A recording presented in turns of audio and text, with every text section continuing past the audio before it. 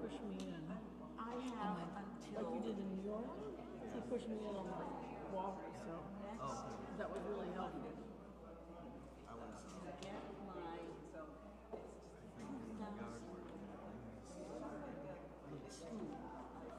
The one that you had fixed? I've got to keep stretching. Fair enough. Hit the road again? Family. His and family. I thought that the guy His wife had it all done. family. And I got to And he was to Oh, this week? I thought you were about that. So this week? to do, as well as get everything together for getting this extension. Right? Oh, yeah. And you know when I was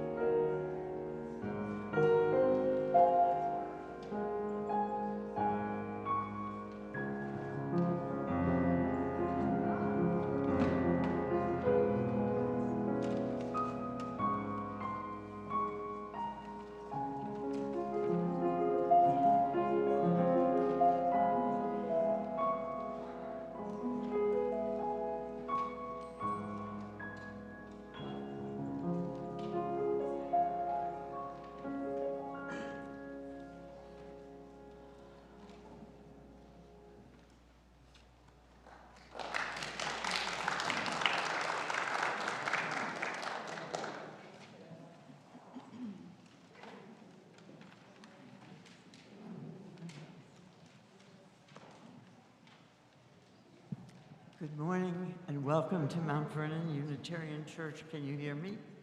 That's good. My name is Evelyn Hewitt, and I'm a 14-year member of this congregation. I can hardly believe that. Our church is offering Sunday services both in person and virtually, and whether you're here in the sanctuary of the chapel or joining us from home, you are welcome. We gather to recommit ourselves to the mission of this church, to support one another in our spiritual journeys, to work for justice, to care for the earth, and to build the common good. It is great to be together. Before we start our worship, I have a couple of announcements. First, as you know, if you've been around this weekend, there's a lot of activity going on. There's another activity after church today that is the fourth in a series of Building the Common Good, led by Donna Gold, Sue Lamb, Pete Bloom, and myself.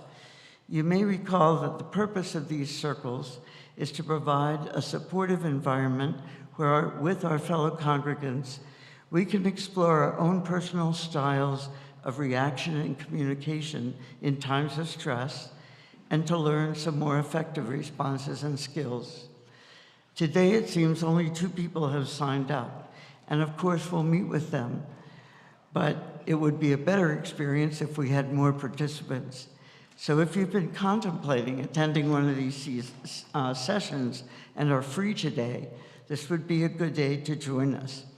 If you have questions, the 4 of us will be available for a few minutes in a coffee hour, and then the session will begin in the nursery at 11:30. Some other very exciting news. Ria Yang, our amazing pianist, is having her doctoral recital tomorrow night.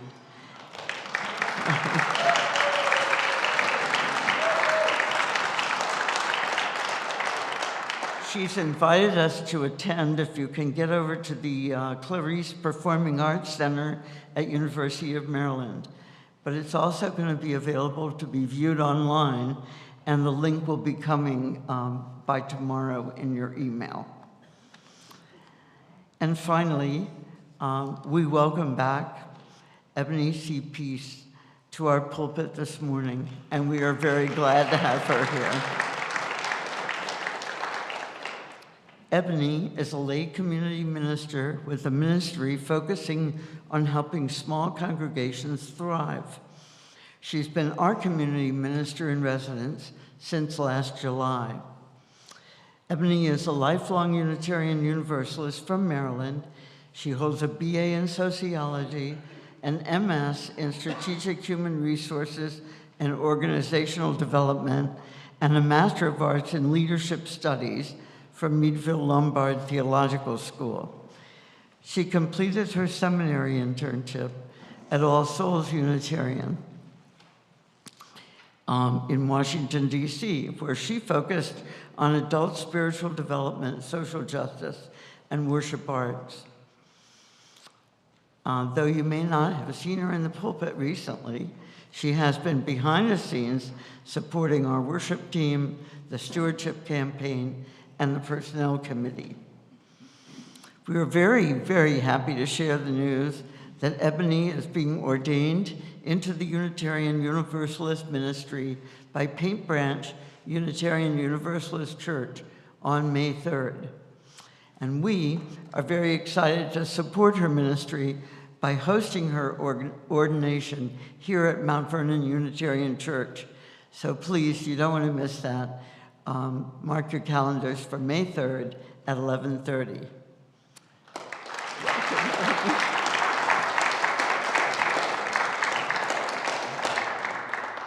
Now I invite you to take a deep breath with me as we enter into this time of worship.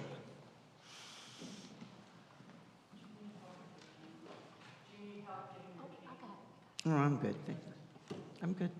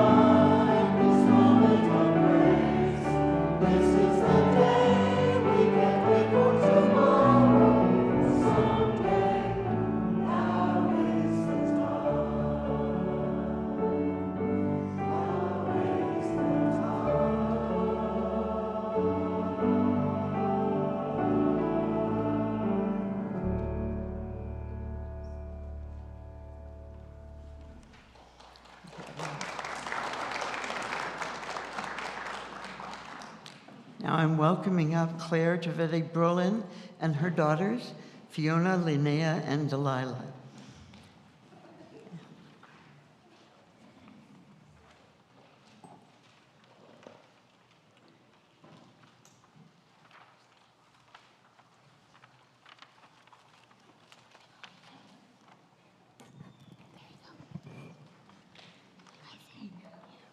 We light our chalice as a symbol of gratitude as we celebrate the advance of our lives together.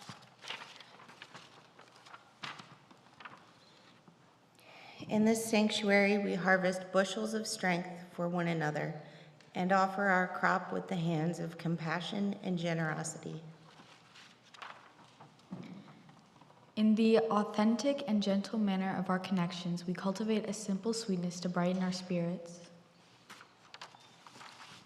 May we be grateful for the ways we nourish and uplift each other, for it is the sharing of this hallowed time that sustains us.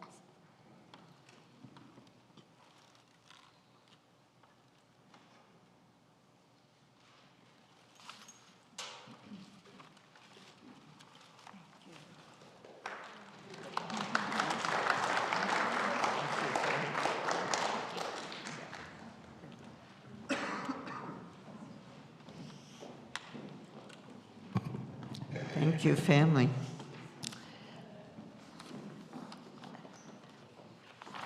Now, please rise in body and spirit as you are able and join in the singing of hymn number 346, Come Sing a Song With Me.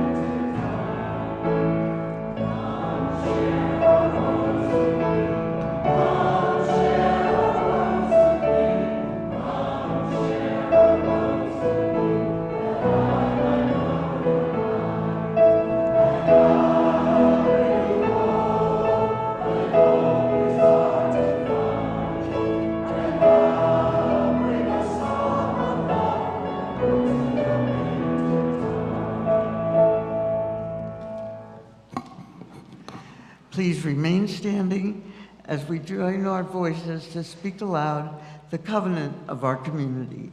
These words are both known within our hearts and in our order of service. Love is the teaching of this church. The quest of truth is its daily task, and service is its prayer. To dwell together in peace, to seek knowledge and freedom, to serve life in community, to the end that all souls shall grow in harmony. This is our covenant with each and with all. Seated. At this time, I'd like to call forward Sam Longstreet, who is the co-chair of our stewardship committee, to share his message with us.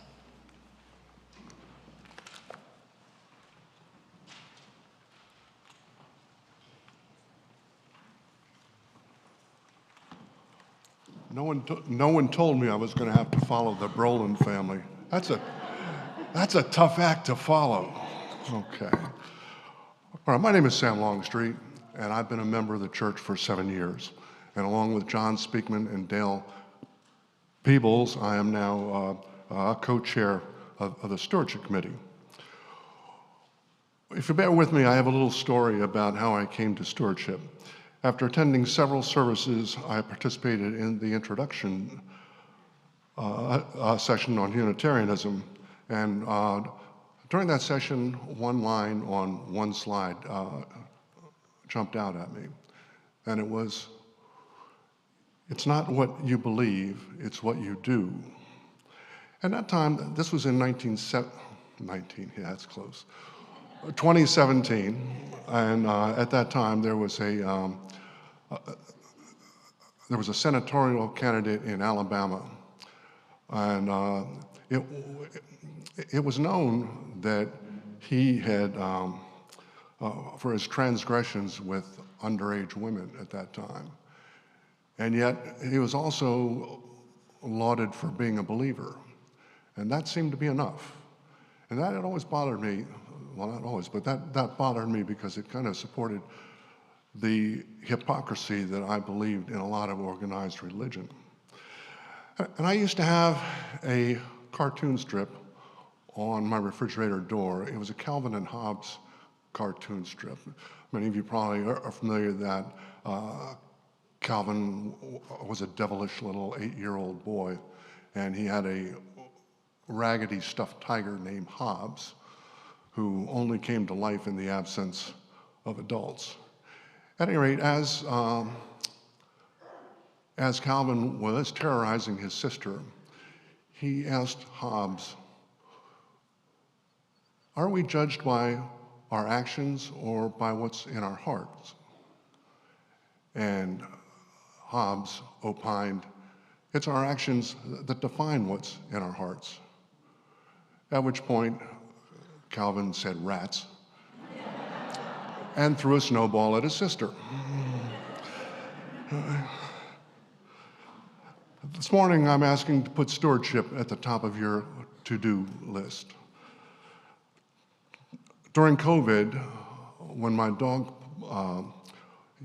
local dog park was closed down, I spent a lot of time with my dog walking the grounds here, and I came to appreciate just how much being a part of this meant to me, and also how much it meant to me to be part of what made it happen.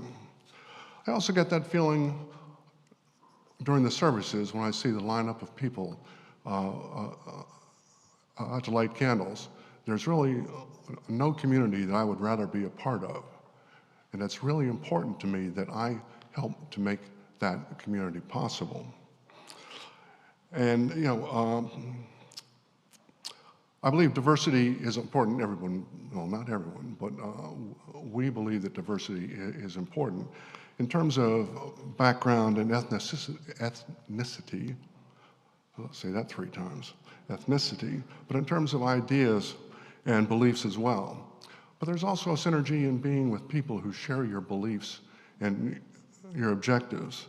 And I think our church provides the infrastructure and the focus that allows that community to operate.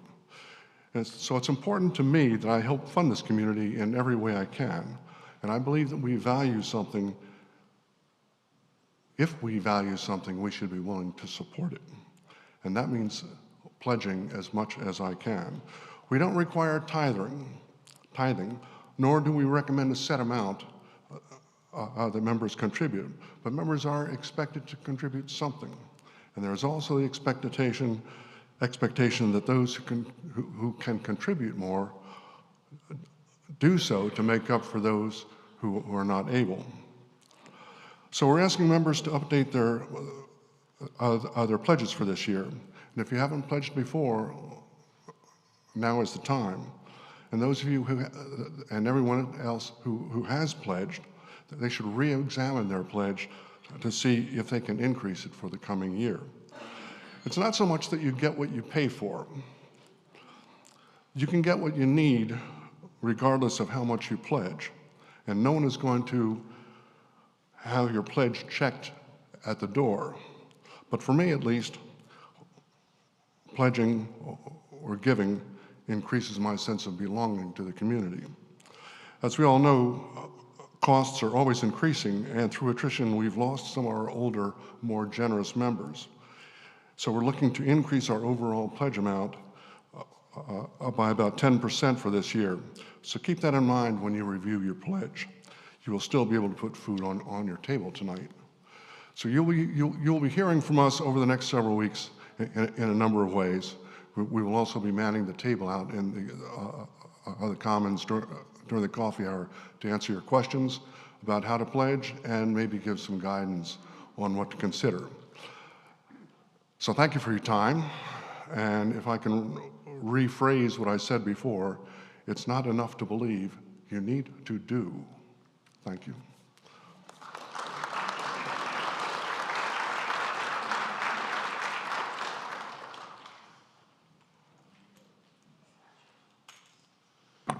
Thank you, Sam, and thank you for all of your work. Let me find my place here now. We come now to the morning offering. Mount Vernon Unitarian Church continues to share the plate with committed organizations that you, our members, have selected.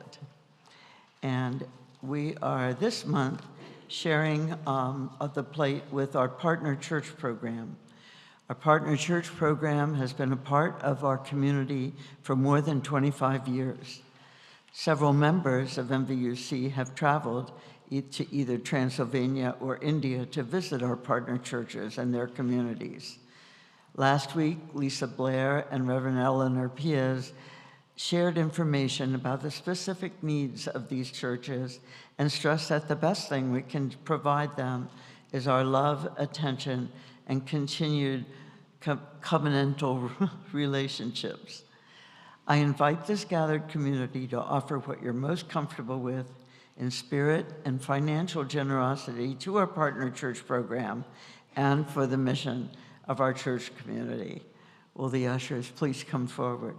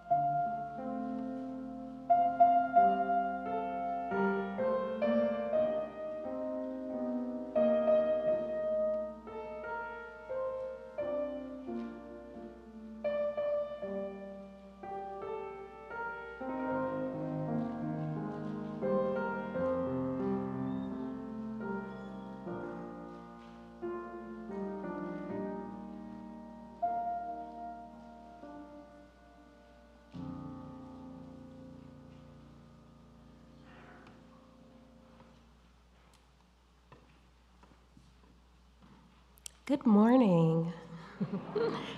Ours is a sharing community where our joys are amplified, a caring community where our sorrows are lessened. We take this moment to reflect on our joys and sorrows and acknowledge the mutual support of community. If you would like, you may come forward and light a candle as an expression of a joy or sorrow.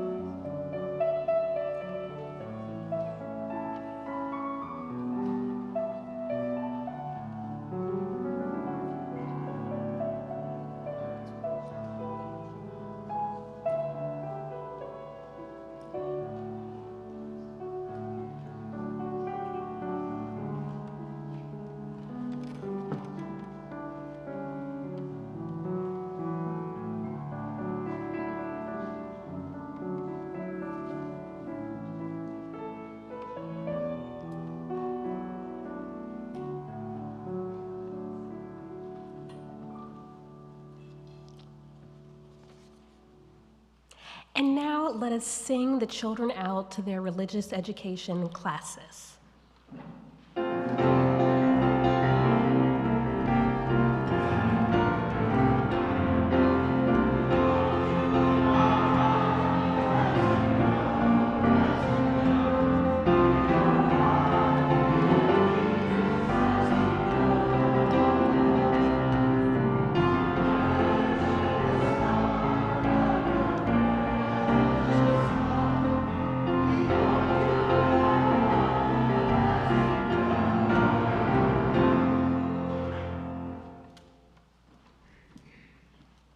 Please join us in our meditative hymn, number 21, For the Beauty of the Earth.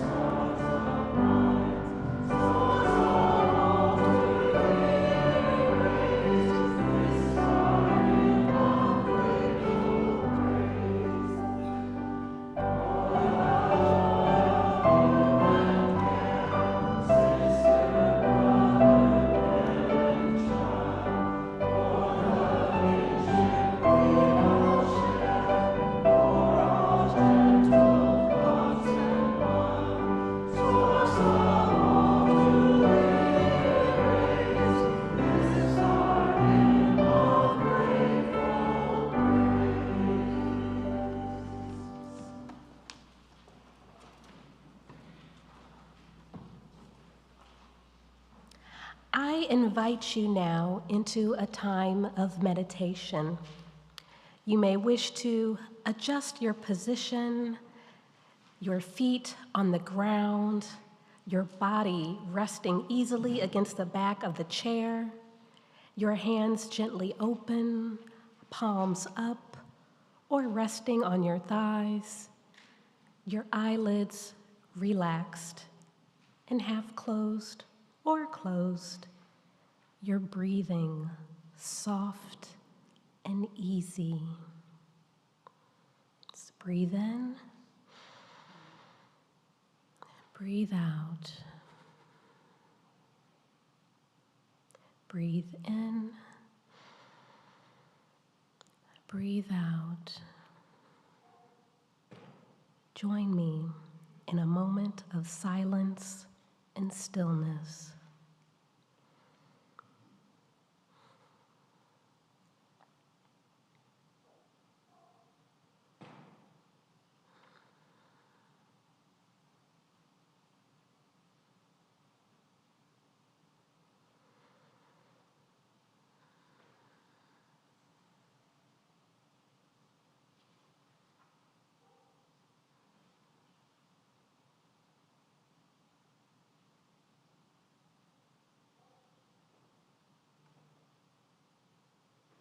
Spirit of transformation, spirit of generosity, may our hearts break open and stretch out to join with the hearts of others who yearn for a freer world.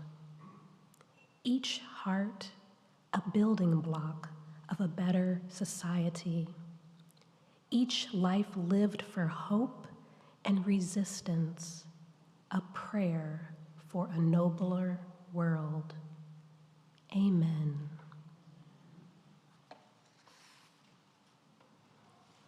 Please join us for our anthem, God of Grace and God of Laughter.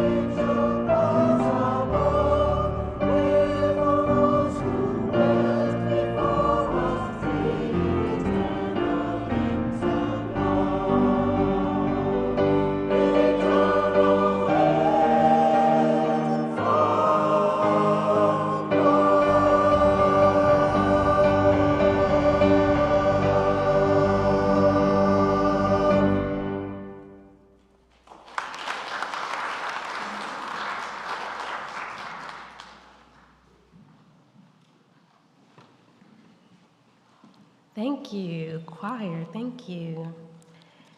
And congratulations on your PhD dissertation ceremony. Recital. That's amazing. Today, we ask you to tap into your spirit of generosity, to make your annual pledge to our Mount Vernon Unitarian Church community. And this sermon is on generosity, gratitude, and active hope. And when I think about how much I give, when I think about how much I can give, my personal motto is, don't give until it hurts. Give what feels good. Trust yourself. I just stare at a dollar amount and I think, is this number causing me pain in my chest? Or is it causing me joy in my spirit? And I adjust the dollar amount based on this intuitive, embodied perspective. For me, Giving is loving. I lift these words by Amy Carmichael, an Irish Christian missionary and author of 35 books on her work as a missionary in India. She says this. She says, "One can give without loving, but one cannot love without giving." She was born in 1967 and died in 1951. She spent 55 years of her life in India, opening and running an orphanage and giving generously of her time, talent, and treasure. This week officially kicks off our stewardship campaign, and this is a deliberate and intentional ritual where we gather the resources and information we need to plan for the church year ahead. Money does matter. And in the case of Mount Vernon Unitarian Church, in many congregations, we run on a budget year. Our budget year ends in June, and one reason why participation is so important is because your pledge helps us plan. Your pledge, your generosity, it fuels our capacity to respond to crises with creativity and love. And your pledge helps us understand how much money we can expect so that we can meet our shared goals. And is it okay if we talk about money? Is that all right? Yeah? And our mission matters because we are a people of faith who want to make ourselves and the world better. It's one thing to say we are in community, to believe in the values of our community. It's another thing to shift from words to practical action through generosity. And you can live your life making practical decisions, or we can make also values-based decisions. A couple months ago, I was thinking about my children, which I think about every day. I have two children, a 12-year-old girl and a 10-year-old boy, and I was really reflecting on their education. My 12-year-old would come home and tell me stories about what's going on in school, and I'm looking at her grades, and I'm looking at her development as a young human being, and I'm looking at my son, who's always into his video games and his Roblox.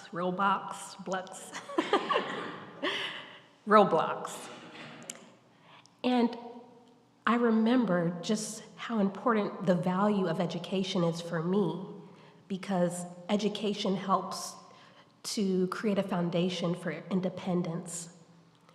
And I came to the realization that I needed and wanted to put my children into a different school. It was a priority I made for 2025. And instead of asking myself, can I afford this? I made a decision. I decided to make a values-based decision. My children would come first. I will prioritize supporting their growth as global citizens, leaders, and their ability to be independent. And for me, yes, this meant getting them into a better school. And after much research, the better school ended up being a private one. And once I made this values-based decision, then my question was not, can I afford this? But what steps do I need to take to achieve this goal, to make it happen? And as we come together in the next few weeks of stewardship, I invite you to think about what making a values-based decision might look like for you. What do you value, and how might you support your values financially? What inspires you to give? Because when it comes to giving and generosity, there are many reasons to give. And on this note, I wonder about a couple of inspirations, a logical, science-based one, as well as a spiritual, faith-based one.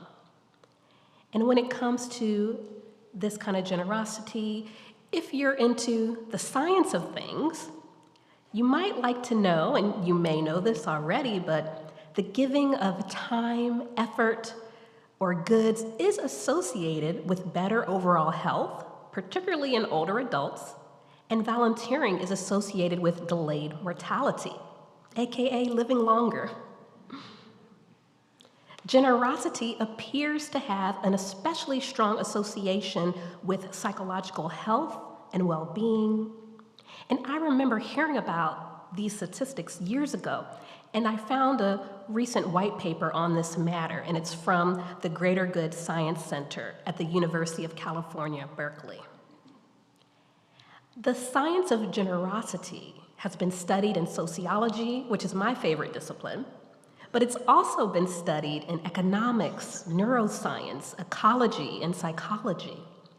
Many of these studies seem to reveal that generosity is not just a virtue, it's a fundamental part of our humanity that has evolved over time to ensure our survival. And this research shows that, and I quote, humans are biologically wired for generosity, activating the same reward pathways in our brains as food and sexual intimacy. This connection explains why acts of giving and helping others bring us joy. It's a powerful reminder that our capacity for kindness is not merely a social construct, but a deep-rooted evolutionary adaptation, end quote. So this means that generosity in general is natural, it feels good, and it's healthy. And that's a pretty good deal if you ask me. So I try to be generous. And so logically, being generous and giving, it does more good than harm. And logically, being generous and giving, simply it just makes sense. No pun intended, if you caught that. Makes sense. Keep in mind that these studies look at all types of generosity, not just financial, but the whole time, talent, and treasure trinity of holy stewardship. All of these are needed regularly throughout the year, but in these next few weeks, it will be all about, as they say, the Benjamins, in a popular rap song, all about the Benjamins, which is the $100 bill. So we're talking about financial generosity. And as we reflect on generosity from that logical, scientific point, what about from our faith perspective? Well, in the Christian Holy Bible, Acts 20:35 says, "It's more blessed to give than to receive." But just like many of solely Christian doctrines, I don't agree with some of it. And from my perspective, my Unitarian Universalist perspective, I think it is just as blessed to give as it is blessed to receive. I believe that our value of interdependence highlights this moral view. Yet not only does our value of independence support an overtly reciprocal covenant between each of us within our congregations, but it doesn't end there. Generosity in itself is one of our core values. And we have 7 core values.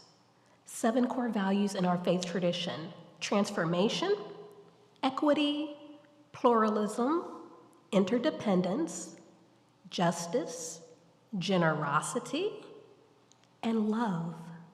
7 values. Generosity is sacred. To be generous is to honor the sacredness of life. At the heart of our theological framework is a recognition that the world is not merely a place of struggle, but also a place of salvation. And if scarcity is struggle, then generosity is salvation, or at least a saving grace. And I believe generosity is the glue that holds beloved community together. the thread that connects one fabric, one person with another. And what I find particularly sacred about generosity is that generosity, it's the fuel for hope. Often, recipients of generosity, I know for myself, we feel more hopeful and positive, and we're empowered and feel loved when others are generous with us. And the givers reap the logical and scientific benefits of generosity and the fact that they're living their values in the real world in tangible and practical ways. And money, it's more than just a currency. It's a bridge that connects us to our values, our communities, and our shared humanity. In our increasingly capitalistic society, full of silos and just understanding the role of money in our faith is important. It's not simply another bill to be paid. It's about giving to ourselves as a spiritual practice of both generosity and self-actualization, because anytime our choices, our financial choices align with our beliefs, we build character, strength, inner joy. Have you ever felt the terrible feeling when you're not in alignment financially with your values?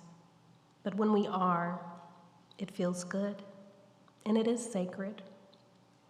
And as we consider the intersections of money and faith and even economic justice, I wonder about how these issues manifest in congregational life. How might we address barriers that prevent some from fully participating financially in our community? Is it enough to be a super volunteer? If we're not financially giving, is it all right? Which kind of giving is most important? Time, talent, or treasure? Or is one as valuable as the other? Aligning our financial practices with our values is not always easy, but we can make it simple by pledging and giving today, on a monthly basis, and even when we die.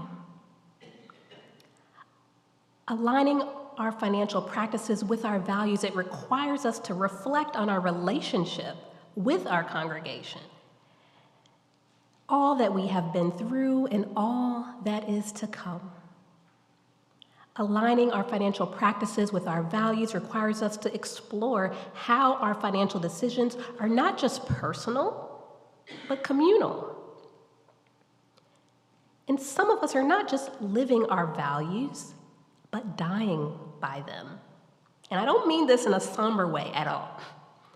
I have seen many a congregation feel hopeful, positive, and empowered after receiving an end-of-life bequest in a deceased member's estate. What a loving way to be generous to your community by leaving them in your will, making Mount Vernon Unitarian Church, for example, a beneficiary on your retirement fund, bank account, or carving out a dollar amount in your legal will, or a percentage on your life insurance policy. This is what we call legacy giving. And legacy giving can leave a lasting impact that reflects your values and beliefs. And legacy giving it's a win-win scenario because you can support vital programs while you know in your heart, in your spirit, that you're contributing to the battle for justice and freedom long after you've passed. And if you feel you're not able to give as much financially as you would like, remembering Mount Vernon in your end-of-life documents can be one of the many ways to support the community you love. You can bequeath a gift that truly keeps giving. And we can be empowered by being a blessing. And so if this interests you, just please speak with a member of the stewardship team. They have a table outside of worship service today.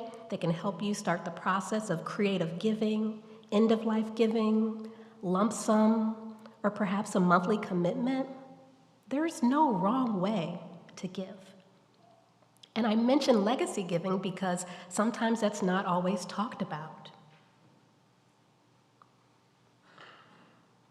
Love is at the center for us as Unitarian Universalists.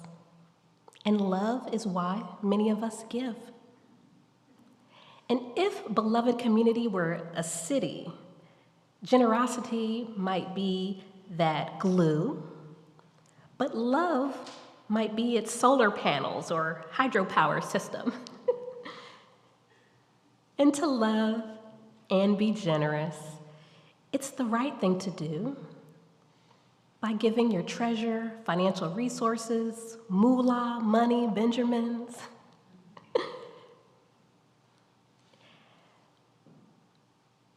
I always was of the belief that there's nothing inherently good or bad about money. But I have found in my personal experience that money, it highlights who you already are. If you're a good person, it will magnify that. If you're not, it will magnify that too.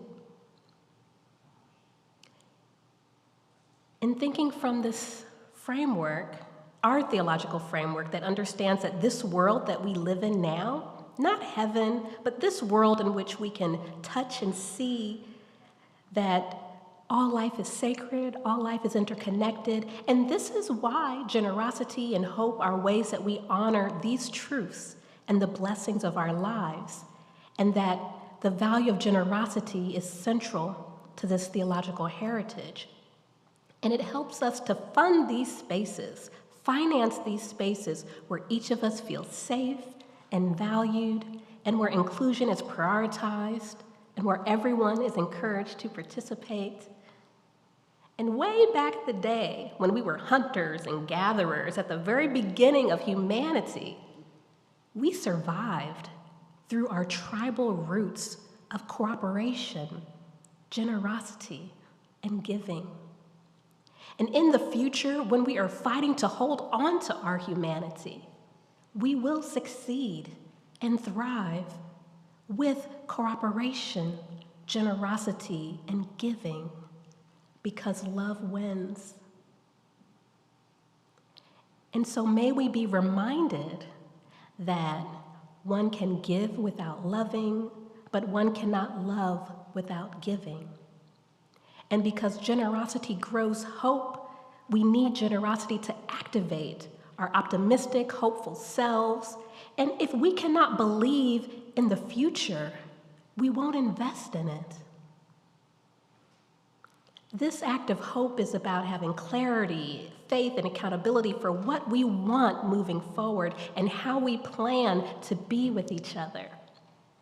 What does our ideal future look like? What are our goals? And what priorities will these generous financial gifts be invested in? Here are some of the priorities that the Stewardship Committee has offered. Continue to compensate our staff fairly. Maintain our spiritual home by being good stewards to our grounds and facilities. Fully fund our music and religious education ministries, which include family ministry. Ensure that our care team has the support it needs to serve. Empower our social justice volunteers to support the wider community. Strengthen our financial situation so that we're ready to support a new developmental minister in making long-range plans and growing our congregation. But this raises a few questions. How can we ensure our initiatives, programs, staff, volunteers that we value are fully resourced for success? What conversations might we continue to have together long after these next few weeks of our stewardship campaign ends? How can we better align our financial practices with our values? What steps can we take to ensure that our congregations are places of economic justice and inclusion? As we experience transition and change, how might we find encouragement and active hope within our interconnected, beloved community? Let's use generosity to fuel our capacity to respond. Let's use generosity to inspire the giving spirit within each of us that so many of us continue to embody. Let's use generosity to go further together. The more of us who give financially, the further we will go. Your financial contributions, no matter how small, how large, weave the tapestry of support that will strengthen our impact. And this world needs us now so much. And just imagine a congregation, imagine Mount Vernon, where beloved community flourishes. Imagine that. This vision, it's not just a dream, it's achievable with our collective action where everyone pledges. By contributing financially, we are investing in a future where our values and mission can thrive, where Mount Vernon can serve as a beacon of hope in a world that needs our ministry. And if you believe in this mission, this vision, I encourage you, invite you to act, to pledge, to give, to be as generous as our core values call us to be. Together, we can create a community that embodies the changes we want to see. It starts with us. May it be so. Amen.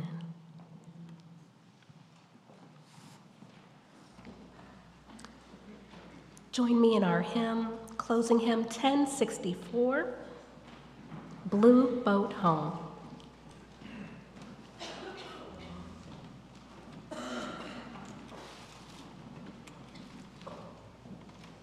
Oh,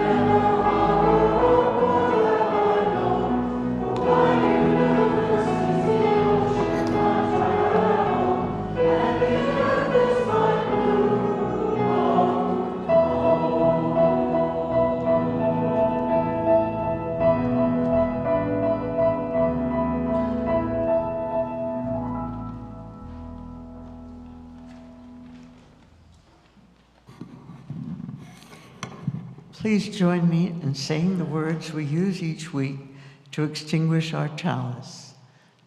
Becky, will you come help me? Thank you. But not the light of truth, the warmth of community, or the fire of commitment. These we carry in our hearts until we are together again.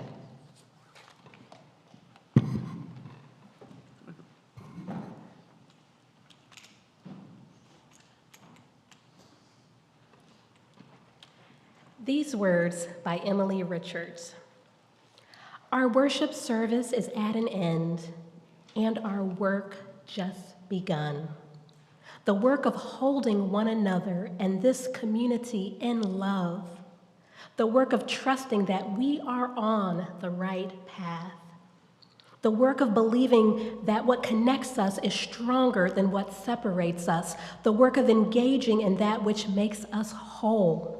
The work of deeper understanding and commitment, the work of letting go of that which does not serve us, the work of radical inclusion, the work of collective liberation, the work of this beloved community, a beloved community of which we are all part, a place where we are welcomed, respected, valued, and cherished, a place where we belong. Go in peace. Amen, and blessed be.